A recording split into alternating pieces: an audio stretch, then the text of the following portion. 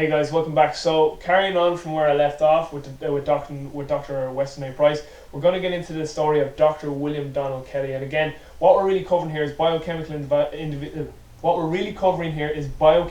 individuality, and we're going to get into the story then about metabolic typing. Okay, so the story about Dr. William Don Kelly is extremely interesting, okay, and this comes second hand from Dr. William Gonzalez in his DVD, What Should I Eat, okay, very good DVD. It speaks about essentially nutrition and the autonomic nervous system, which is what we're going to speak about here a little bit.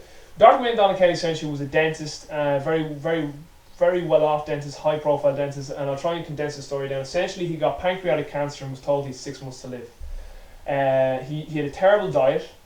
Apparently, though, he was aware of the work of Dr. Weston A. Price and the whole Dr. Weston A. Price story and all that. But he had a terrible diet. He had a terrible sweet tooth. He used to eat crap food essentially. But his mother came out to him and said, "Listen, if you've only 6 months to live, let's go out with a fight." Okay, so she essentially put him on a almost vegan diet, not quite though. He still used to have some eggs and he used to still have some raw yogurt made from goat's milk. He actually kept some goats in his garden. So long story short, again, he outlived his prognosis of 6 months and up into a year. When he got to about roughly a year, he started to notice he really struggled to digest, assimilate, and absorb his food because his pancreas was just so beat up with the cancer that he just couldn't make enough pancreatic enzymes to help digest his food. So what he did was he went to a pharmacist friend, and the pharmacist said, "You're in luck. Pancreatic enzymes are actually coming out as a supplement." So he started taking pancreatic enzymes, but what he noticed was that these pancreatic enzymes used to make him dog sick. He could feel that when he took the pancreatic enzymes, his tumors would lessen in size, but he would feel terrible, flu-like symptoms, just dreadful.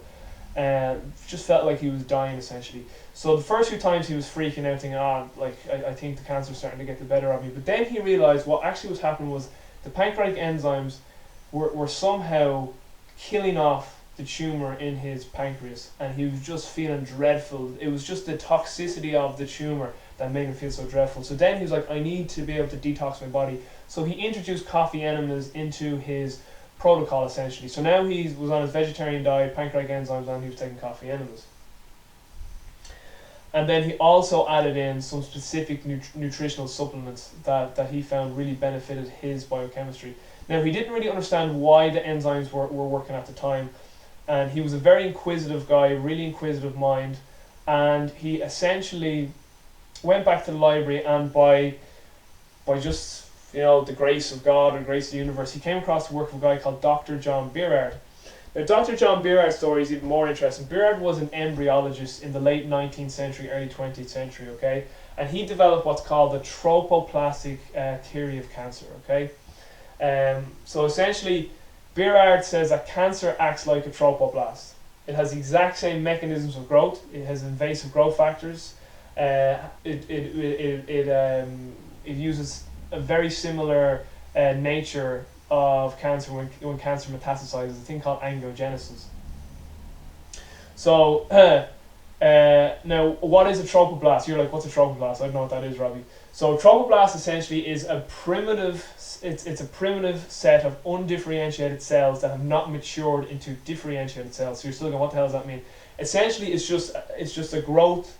It's just basically a growth of undifferentiated cells. Meaning it hasn't differentiated itself into anything. It hasn't. So like our liver cells, they're liver cells. Our heart cells are heart cells. So like cancer hasn't. It doesn't differentiate into anything within our body. Actually, that's why it's cancer. It's a foreign thing within our body. But what John Beerard noticed was that cancer, the placenta in a pregnant female, acts exactly like a tropoblast, and a tropoblast is cancer. So essentially, the growth of the placenta acts exactly like the growth of cancer. So that's where we're getting out the tropoblast theory here. So essentially, the placenta is a tropoblast before it matures into the placenta.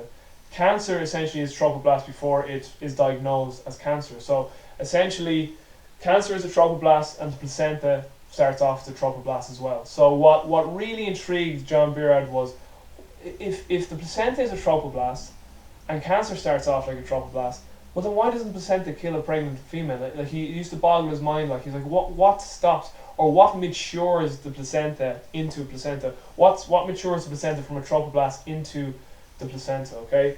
So I hope that makes some sense. So again, a trophoblast is a set of primitive undifferentiated cells that are not mature. So if you're primitive, it means you're not mature. So they're primitive undifferentiated cells. They're not mature differentiated cells. Like a mature differentiated cell would be a liver cell, a heart cell, a lung cell, a muscle cell, a cartilage cell, stuff like that.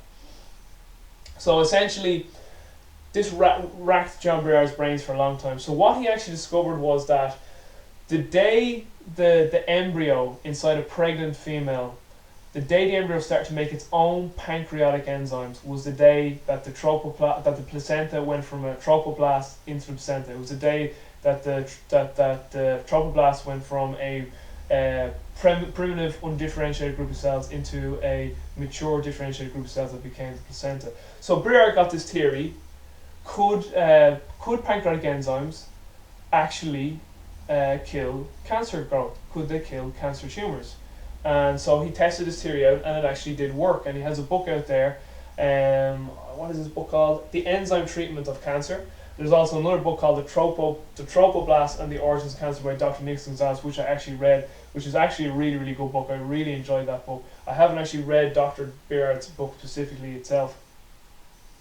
The other thing, this gets a tiny bit complicated, okay? But essentially, we have adult stem cells all around our body, okay? And there was a theory that when the embryo is first implanted at pregnancy, that there's a certain sort of process that happens where, like, it's hard to explain. There's a thing called a yolk sac, and essentially these certain cells have to make a journey from the posterior part of the sac to the anterior part of the sac and go back essentially into the sexual reproductive system area. But some cells, according to Breard, would sporadically just go out into like somatic tissue, so things like things away from the reproductive organs essentially. And these essentially become adult stem cells. Essentially these cells can turn into basically anything. But if they get a specific environmental signal to turn into cancer, they will turn into cancer. And what Breard discovered was that pancreatic enzymes essentially can help regulate these cells to make sure that they do not eventually proliferate into cancers. Okay, so huge environmental signals for cancer will be like a severely estrogenic nature. Because what these actual cells start to believe essentially is that you're starting to actually prepare for an embryonic growth. And that's why then cancer starts to metastasize and look for a blood and nutrient supply very similar to the placenta essentially. So John Breard does believe that these pancreatic enzymes had a profound effect on killing off cancer tumours, and that's how Dr. William Donald Kelly came across his work, because he found when he took the pancreatic enzymes, they actually helped with his cancer tumours in his pancreas. No, that was a long story, and I tried to summarise that as best as I could, but in the next video then, we'll get into some more stuff about metabolic type and Dr. William Donald Kelly and also Bill Walcott.